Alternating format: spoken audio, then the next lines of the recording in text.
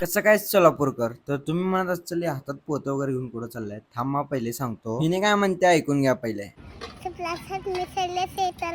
मी काय नाही चाललो होतो बघा शेताला. आज गहूची रास होती तर पप्पाच नाही यायच होते म्हणून थांबलो होतो. पप्पाच नाही आल्यावर आम्ही निघालो डायरेक्ट शेताकडे आणि व्हिडिओ मात्र लय लेट सोडत आहे. शेतात आल्याला हे काय बघायला भेटलं हो, डायरेक्ट मशीनच आणले होते की विषय खोलाय. तोपर्यंत पप्पा म्हसोबाला नारळ ते फोडत होते.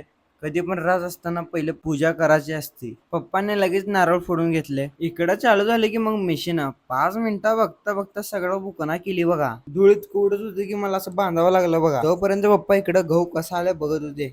आलाय चांगला आलाय म्हणलं का नाही विषय आहे का. मग हे शेवटचं पट्टा राहिलं होतं बघा, ते पण असं बरोबरून घेतलं का नाही 5 मिनिटात ओके झालं. आता का नाही गहू असं काढायचं होतं बघा, त्या अगोदर ताट वगैरे असं पसरून घेतला हो आणि करा मशीन चालू म्हणला. चालू झालं की नुसतं पडाला गहू हो. विषय आहे का, मामा पहिले पकडा म्हणला सगळं उडून